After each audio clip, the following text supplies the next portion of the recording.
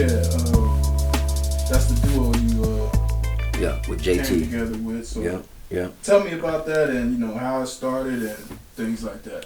Yeah, so a buddy of mine named Dane Andrews, me and JT, that's a mutual friend that we have. And so we were going to a bar in Fairfield called the Lighthouse. It was just down from what was Double D's. I don't even know if it was Double D, Sneakies, I think it is now. And he was like, man, I got a dude that can sing his ass off. He went to Hamilton. He's a couple years older than you. You should link up with him, see what y'all can do or whatever, right? So I link up with him, and then there was a producer that named Elementary. Shout out Elementary. He was doing beat CDs and shit. Well, there was a certain beat CD that I had gotten, and I called Elementary like, hey, bro, I want to use this beat. He's like, bro, Harmony just called me for that yesterday. I'm like, he's like, hit him up, see if y'all could just do a collab on that beat. So I holler at him. He was like, yeah, man, we can do a collab on that shit, whatever. And it was a song that we did called Rolly that was on the album. And it was such a vibe when we did it. We were like, fuck it, bro, let's just do a whole project. Kill this shit. And that's kind of how the Collision came together.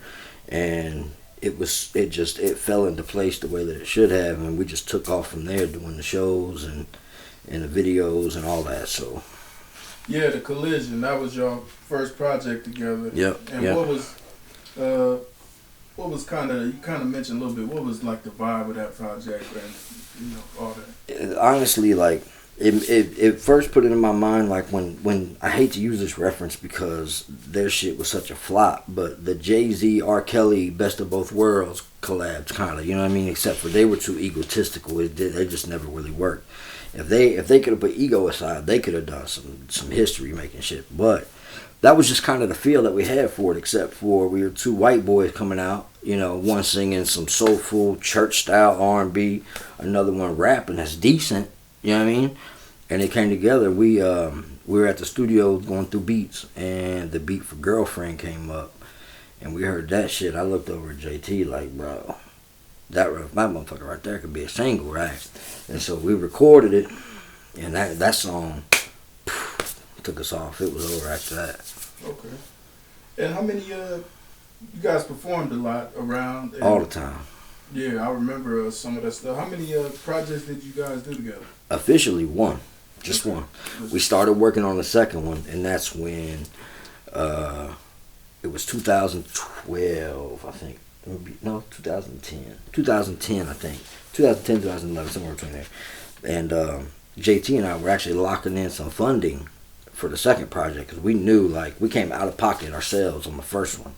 Paid for everything. I'm talking about we sold our guns. We sold everything to pay for the shit to get it. Now, when we started doing shows, we started making a lot more money to bring it back, but we didn't realize what it was going to cost us at first. So we started locking in some funding, and I'll never forget, I was sitting on the beach in St. Pete, and JT called me like, hey, bruh, just so you know, I'm not going to be able to do this music thing no more. And I'm like, huh? You know what I mean? Huh? Fuck you mean you can't do it no more? He's like, well, I'm going to be a preacher. And I was like, oh, you're macing me right now, bro. How you gonna mace me right after we just dropped the project? Like, you're macing me. He's like, I can't help it. And I'm like, fuck. Like, I wasn't mad at him for it. I understood, like, life takes us places. And so he was like, but I got, I'll support you. So you good, blah, blah, blah. And so not long after that, I moved back to Ohio because I was in Florida at the time. Well, when I came back to Ohio, he was doing this preacher thing, and I'm just like, man, what do I want to do? You know what I mean? I was like, fuck it, let's go out to Freestyle Friday. Let's see what we can do. So I came back, I started selling cars at King's, was it King's Kia? It might have been Weiler Kia that I was at. I think it was Weiler. And I had a demo, right, with a demo plate. Well, it don't matter if they know now. I drove that bitch to Washington, D.C. Drove it straight there. My buddy was with me at the time, remember? I think it was David. Rode with me. We slept outside of the Lincoln Memorial for like 2 or 3 hours. Woke up, went to the audition. I battled probably 6 people in the audition. They called me like, hey, we're going to want you here in January, blah, blah, blah. And the rest is history. Right. Okay. So, yeah, I'm going to get back to that part, but you, 2007, when you formed the duo and you had your daughter or whatever. Yeah. And you've been, I guess, the word vocal, like on Facebook and stuff, like about your child situation?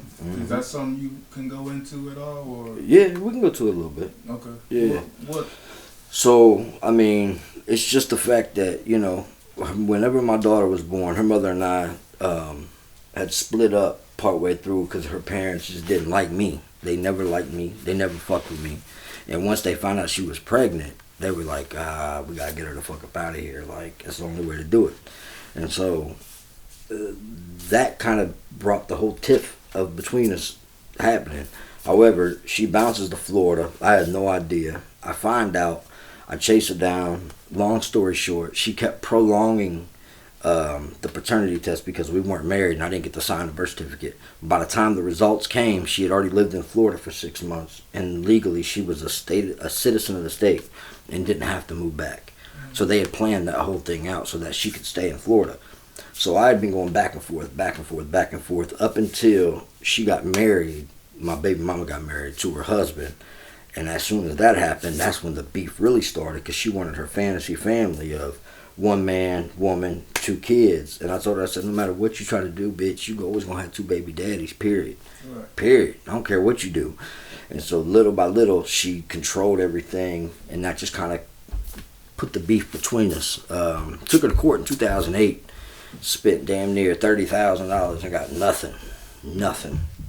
So it's an ongoing thing. My daughter will be 15 in May, but I'll never give up. You know what I'm saying? Right, right. So that's kind of how that goes. Sure.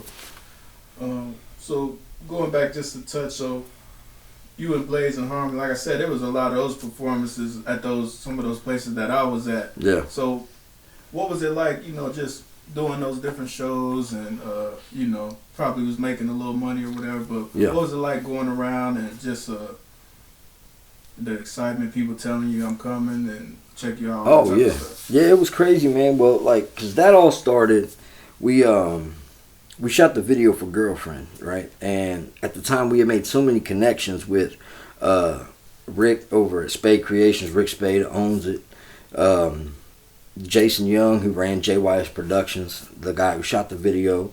Midwest Grip and Lighting, where we brought the cars in to shoot with the white room and all that. Nobody had really done that as a local artist and did it on their own. There were no music videos like that. And this was all in like 2008, I think it was. Shane Graham brought his Porsche out. Like, it was crazy. And we weren't nobody. We ain't signed. We just had the word of the buzz that we was doing. And so when we put that video out, everybody was like, okay, well, this shit's official, right? So when we started doing shows, people were coming out as if we were some big time act. Like, we were charging $10, $15 a head at the door, and people was gladly paying it. We was having 400 or 500 people pay that. You could do the math. And so we was making and performing maybe 30, 45-minute set. Tops, 30 minutes usually is what we perform. And then we'd stay and party. So we was making $5,000, $6,000 just to perform. Mm-hmm. Amen. That's good money. Yeah. For local artists, it wasn't too bad, man. It wasn't too bad. So, okay. Yeah.